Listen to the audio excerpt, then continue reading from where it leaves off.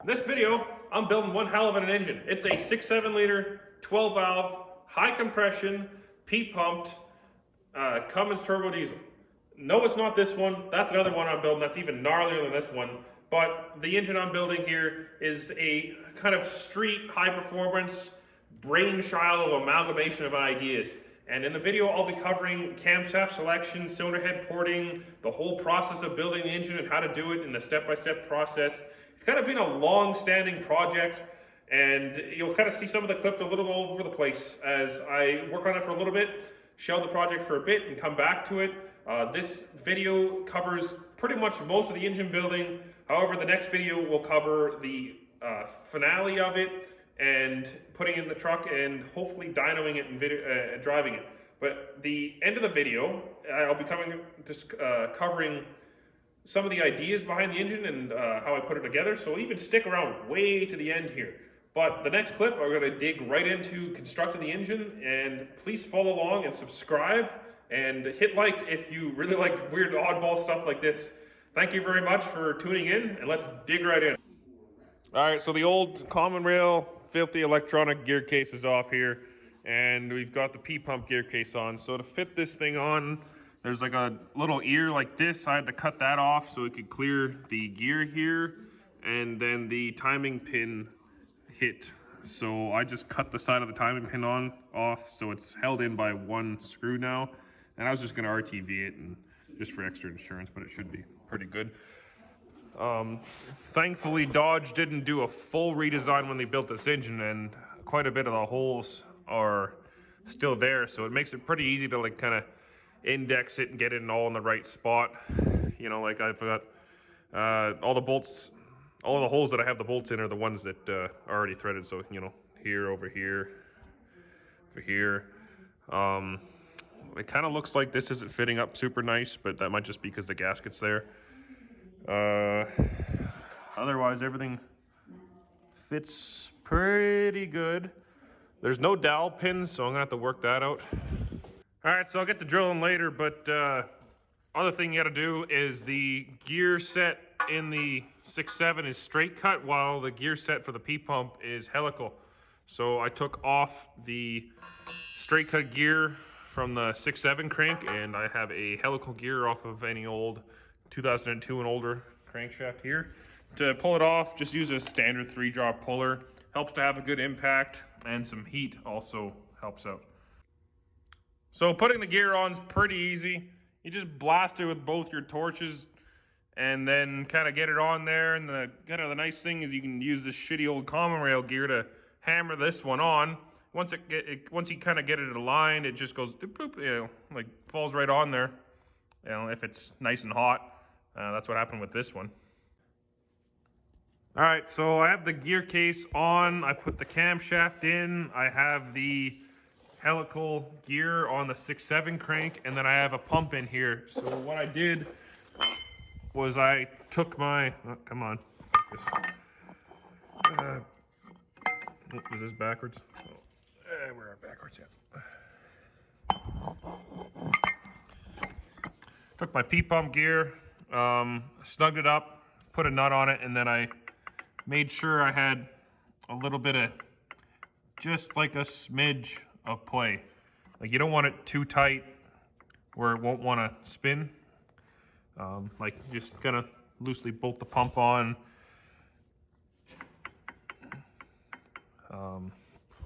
And then I made sure that the bottom of the gear case fits nice and flush with the bottom of the old pan, or with the pan rail here.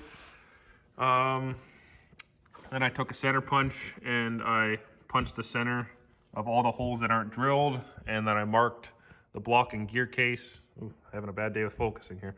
Block and gear case with a paint marker, so then when I go to put it back on, I can put it back in the same spot.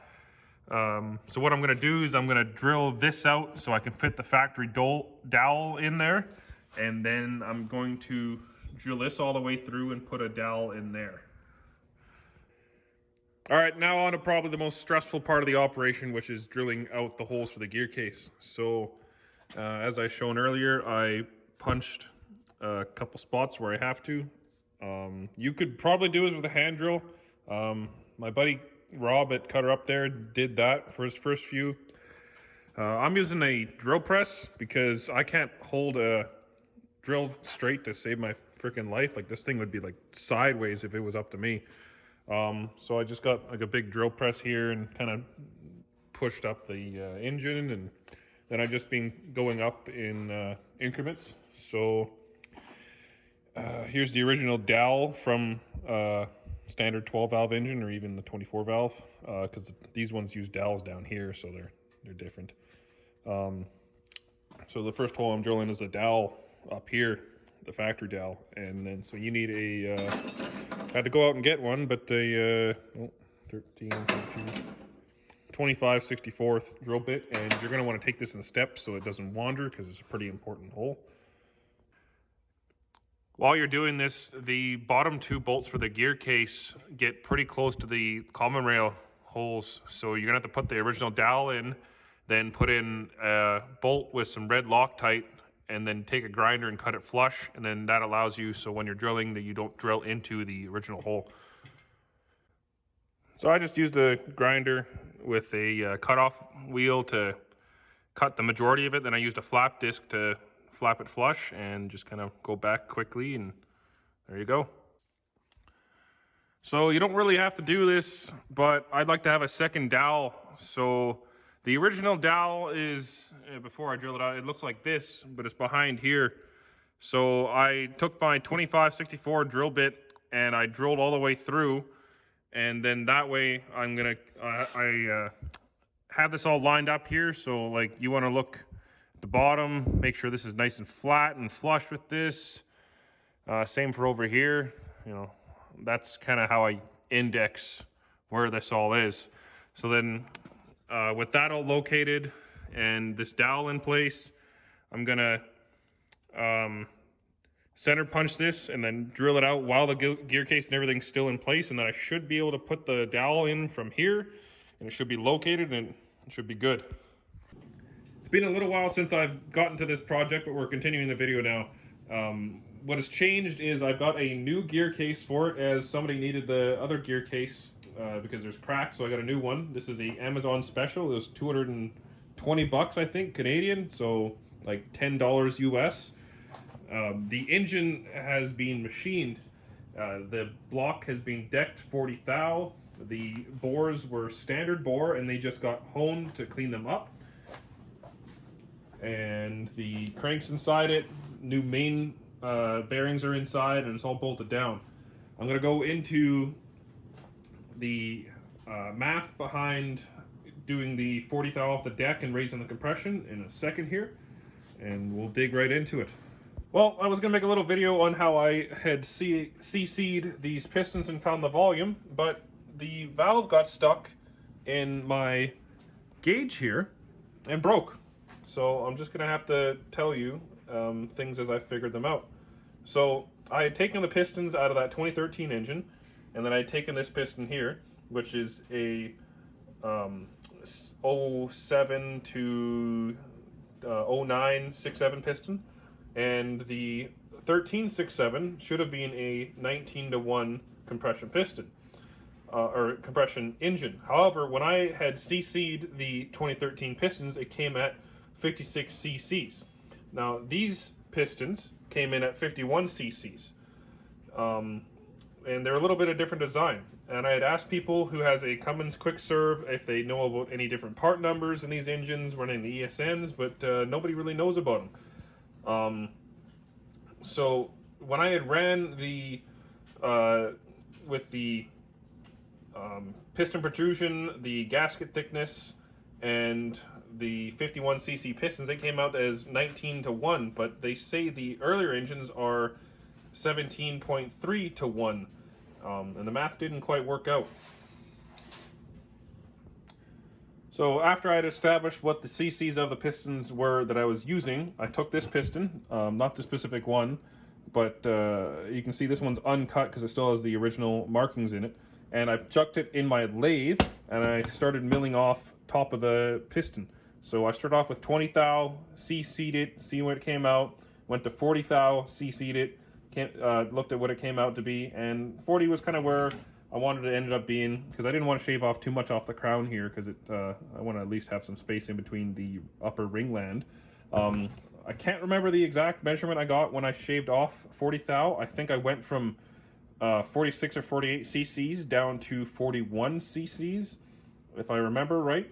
And then after establishing what the cc's are that'll be kind of safe with the compression I'm going to run, I went and I sent out the pistons to Cutter up when I was getting my engine done, and I had him mill 40 thou off the top of it.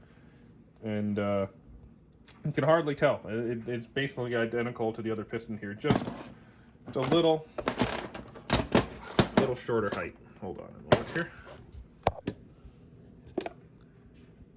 Hardly noticeable. So now after shaving 40 thou off the top, it has a reduced bowl volume, and if I had not machined the block, the piston would be sitting further down in the bore. So to compensate that, 40 thou is milled off the top of this block, which raises the piston protrusion to stock piston protrusion with a reduced bowl volume, which, running some calculations, should kind of give me anywhere in the range of like 20 to 1 to 22 to 1.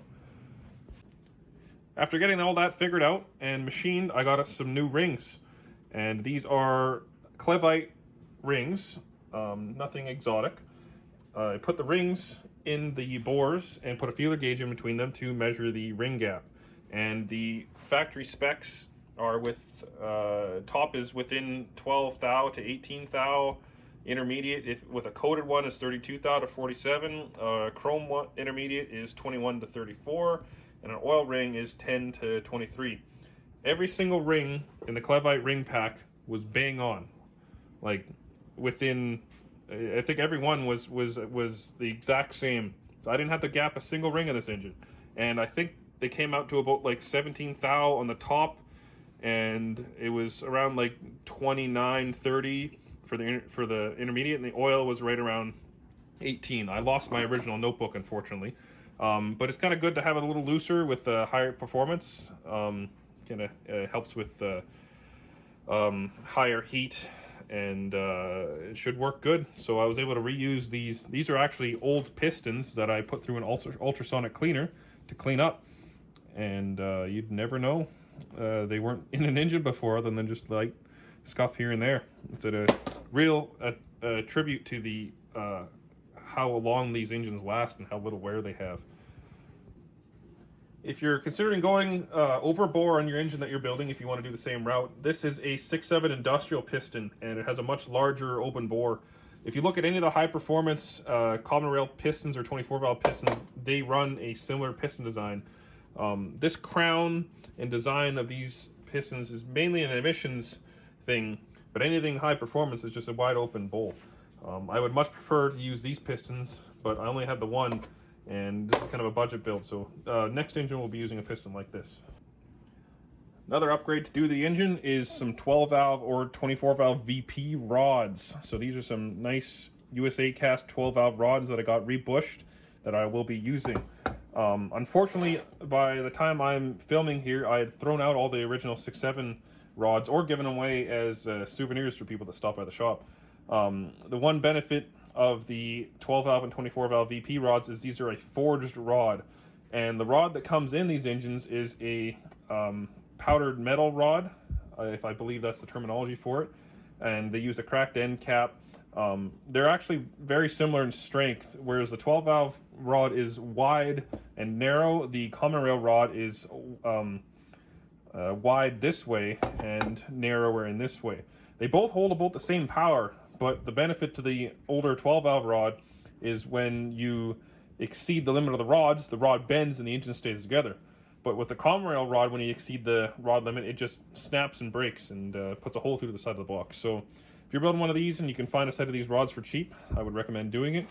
Also look into doing some ARP rod bolts should you be pushing the engine pretty hard. I'm just going to be running the factory rod bolts in this one. Alright, so I'm in the process of putting the pistons in the engine here, and as you can see, with the 40 thou shaved off the piston and the 40 thou shaved off the deck, I still have piston protrusion. So I think the spec is like 10 or 13 thou above deck. I'll measure that in a minute here. I've got two done, Something to note when you're building these engines is the rod orientation as well as piston orientation. So I have no cam in here right now, and you can see, one moment, the camshaft, and it's pretty tight. You can see it'll just clear. So if you have it in backwards, it'll hit the cam. So the correct way to do it, the Made in USA goes towards the front of the engine, and then the long side of the rod right here goes up towards the intake side. It's a little hard to kind of figure that out online because some common rail engines comes with the rods the other way and some go the other way, but I think the 12 valve rods only fit one way. If you do it wrong, you'll find out, because there really is only one way to do it. But the piston orientation is very important because you have piston oil squirter holes where there's a little squirter that squirts oil in here and then cools the bottom of the piston, which is, it cools the top. There's some oil passages, excuse my finger there, on the top of the piston. So it's important to make sure you have the piston oil squirters in and the piston orientation is correct. Got all the rods and pistons in the engine now, and the bottom end's good. It's all torqued down. The next step in making this engine work is modifying the gear case for the oil pan. So there's a couple different ways you can do this. The P-pump gear case has a different oil pump kind of front portion where the oil pan bolts to compared to the common rail one. And some people, what they do is they cut the front off the P-pump like 90 or 89 to 19 or 2002 oil pan, and they weld it to the common rail oil pan, so then you can just bolt it all on there. However, my buddy Cutter Up Rob down in Calgary, how he does it is he takes a hunk of aluminum, cuts it so it fits in this space right here, and then welds it in, and then drills holes so the common rail oil pan bolts to this gear case. So that's what I'll be doing today, because that seems like the most logical way of doing it. Okay. So I've got my template cut out here and the hunk of aluminum. So I'm just going to take template, square it out with the hunk of aluminum here. Go over it with this marker. Got some nice thick construction paper here. Got the gear case overlaid on it. Took a pencil and laid the gear case flat with the bottom of the piece of paper. Lift it up, and then that's our trace. So I'm going to take a razor blade, I'm going to cut this out, and then I'll put it over top of a piece of aluminum and cut it. Template's made up. Tracing it on this hunk of aluminum here. Marker's dying a bit. Alright, this thing's clamped 6 ways from Sunday, and I'm about to make a pass on it with a couple quick welds. And main thing to focus on is make sure the bottom's flat, and then look across the top. Too many clamps to show you. Make sure that part is flat, and should go good. Oh, I've got it all welded up. Not my best work, but it'll hold. I'm not going to weld the bottom as it has a nice finish here. I don't want to have to grind it down. As long as the top's welded, it should hold. So, pretty flat. I'll use some silicone to kind of make up for the difference, but get on to putting it on here after it cools down and start drilling some holes. Next up, we've got the gear case loosely bolted on, just a couple bolts, have the bottom all lined up. Got the oil pan bolted on with a couple bolts in it, so it's good and flat and square. Then you take a punch or whatever you'd like to use, mark these holes. So I made a mark with a punch, then I took a drill and I kind of just started just a little bit, make sure it's center. Then pull the gear case off, drill it, tap it to M8 by 1.25, put it on, test your bolts in, and then the gear case is done. Got the holes drilled and tapped on the top of the gear case here. I used a 932 drill bit, and it's a little loose for the tap, so a 1764 would have been a better drill bit, but my book calls for a 6.5 millimeter drill bit, but I didn't want to run in and get that drill bit for this. So next up, glue her on. Gear case is all bolted on. Looking good with the bottom of the block. Got a little bit of sealant there. Everything's tightened down. I still got to put more bolts in here, but it's just glued on, and I'll let it sit overnight. I've got a 188-220 cam here, or at least I think it's a 188-220. I got it out of an engine that had an 88mm single. It was a sled pull engine, but I imagine it's the biggest cast cam you can get, which would be the 188-220. So going on Hamilton Cam's website for a 188-220, which is the largest drop-in cam, it says that you need no more than 25 thou piston protrusion and at least 0.55 valve face depth with a standard head gasket. So, and then for the 98-02 and then the 03 and up, it's a little different. So, since what's going on here is the 12 valve has a different rocker ratio than the 24 valve does. The 12 valve has a 1.7 rocker ratio, and the 24 valve has a 1.35 rocker ratio, both on the intakes there. I think the exhausts are 1.6 in the 12 valve and 1.3 or around there on the 24 valve. So then the other thing is on 03 and up, how they change it. Likely this was due to going to an MLS gasket, which I think the compressed head gasket compressed thickness is thinner than the 24 valve, which the 24 valve uses a similar head gasket thickness to the 12 valve. Coming over here, we've got the 6.7 head gasket and the 12 valve head gasket. The 24 valve head gasket for 98-02 is going to be a similar construction to this, and then anything from 03 and up is going to be like this, with the exception of the 5.9 engines not having the steam holes here. So I can't tell what the compressed gasket thickness is of the 12 valve gasket. I had that written in my notes somewhere, but we'll just not worry about that right now. So I'm just going to measure the piston protrusion right now. So I've got this dial indicator zeroed out on the deck surface. Then I'm going to put it on the piston. After playing with the dial indicator a little bit, I believe I'm in about 21 to 22 and a half thou piston protrusion. Now this value changes when I move the piston side to side here, so I'm not entirely sure where the true value is, but it is above 20 thou. Coming over to this cylinder head over here, same deal, zeroed on the deck surface, and we'll center it on the valve, and we are 60, 62, 63 valve face depth. So the 6.7 comes with a larger tappet than what the 12 valve comes with. It's a 1.5 or 1.45 in diameter versus 1.25 for the 12 valve right here.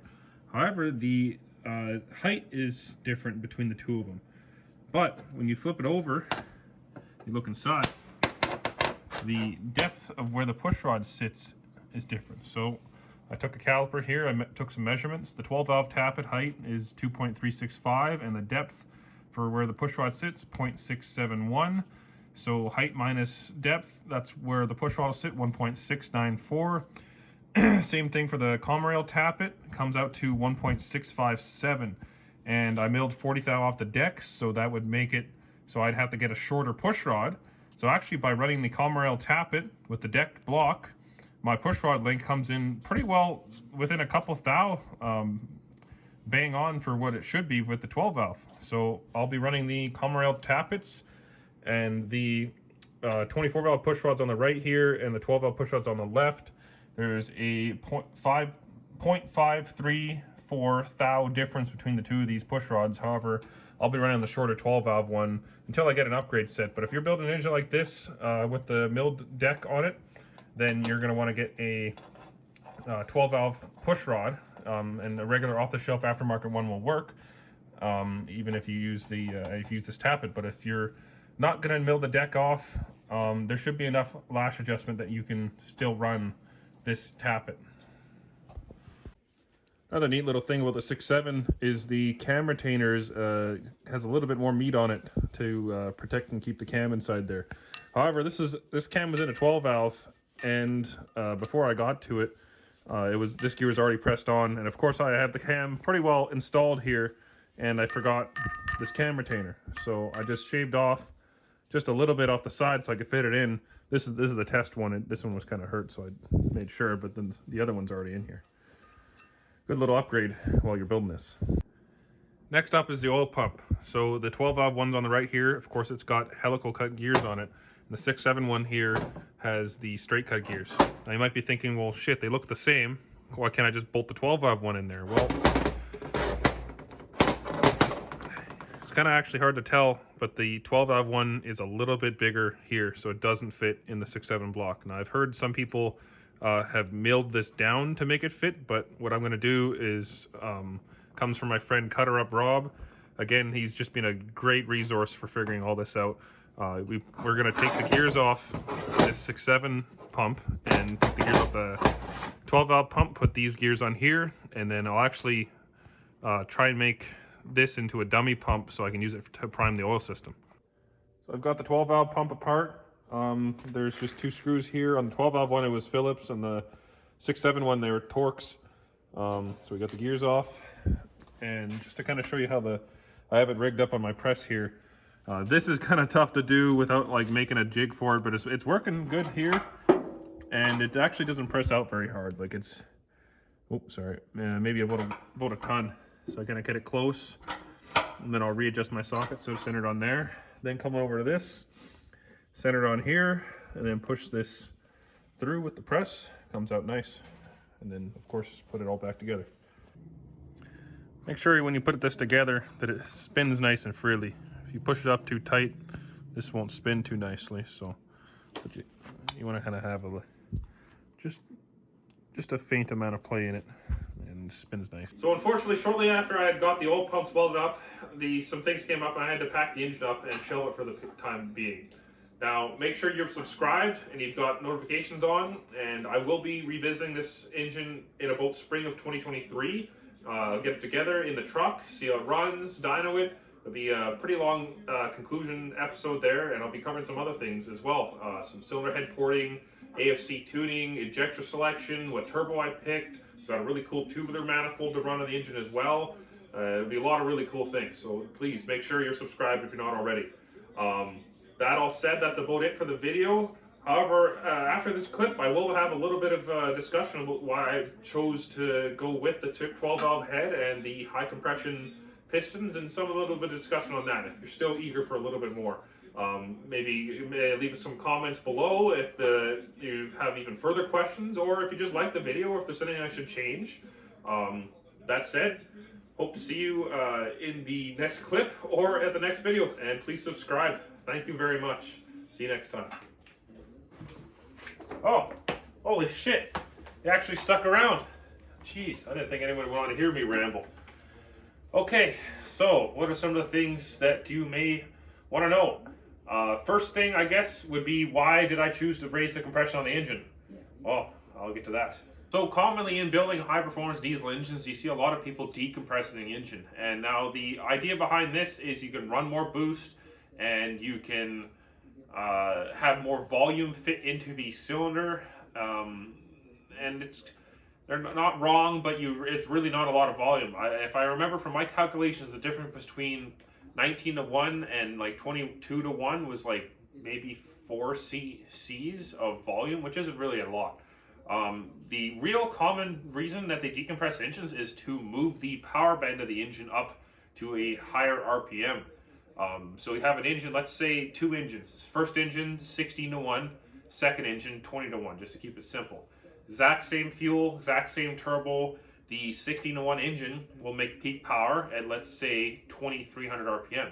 The 20:1 engine, same everything, will make peak power probably about 500 RPM sooner.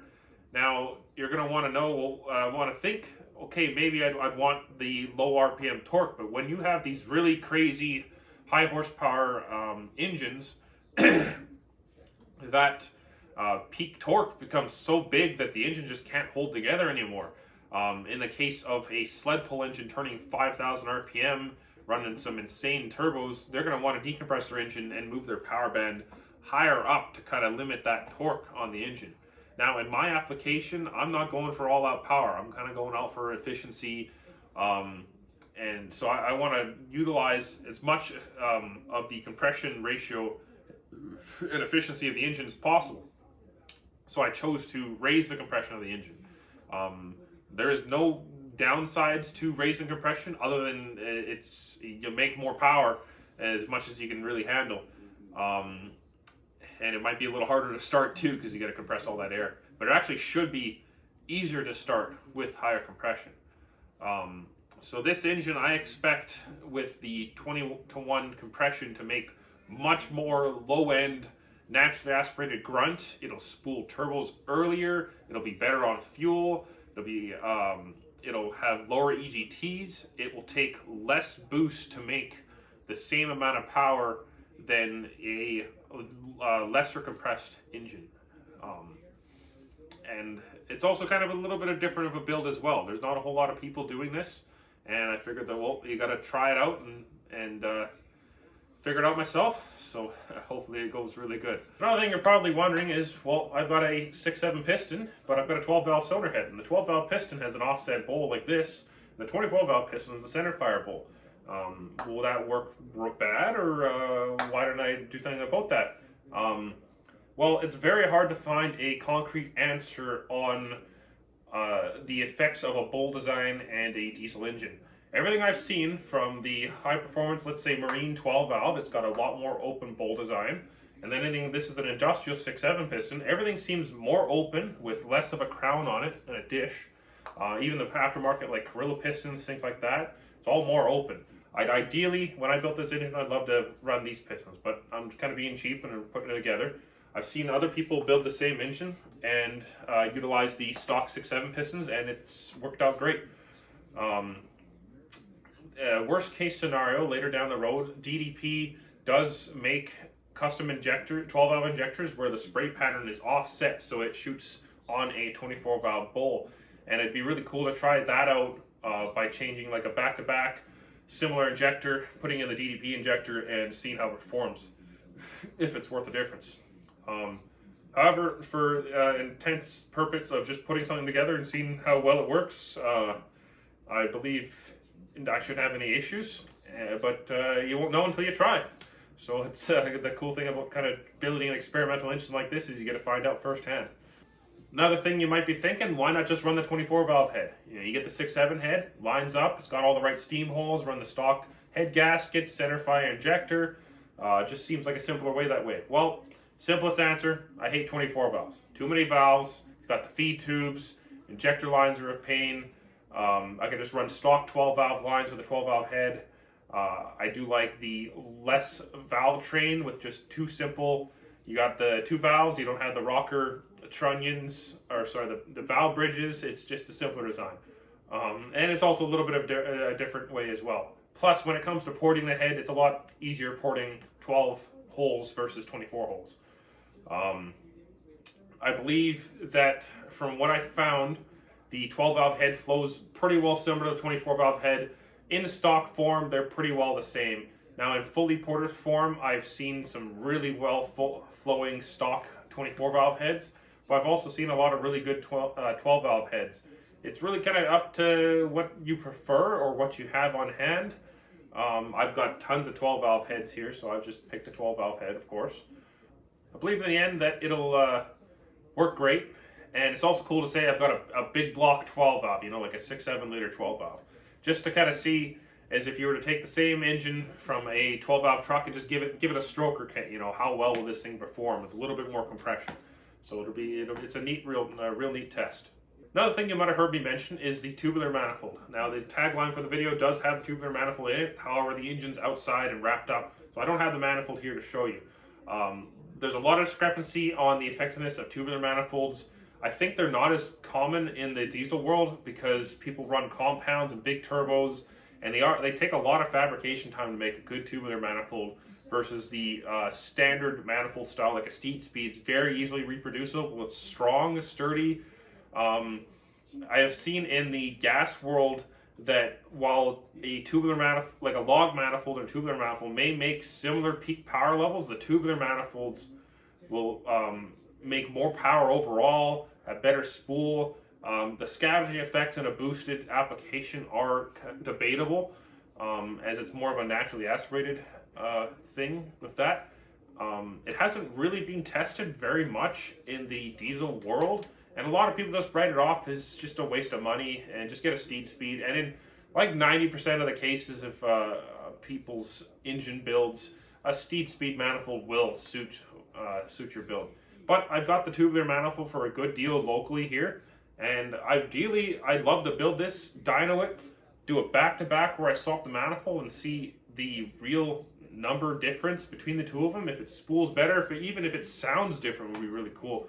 So I'm really looking forward to testing that and how that all works together in this combo. So I hope some of those questions that I posed had, maybe some of you had those in mind, or you get a little bit of insight as to why I'm kind of going this direction.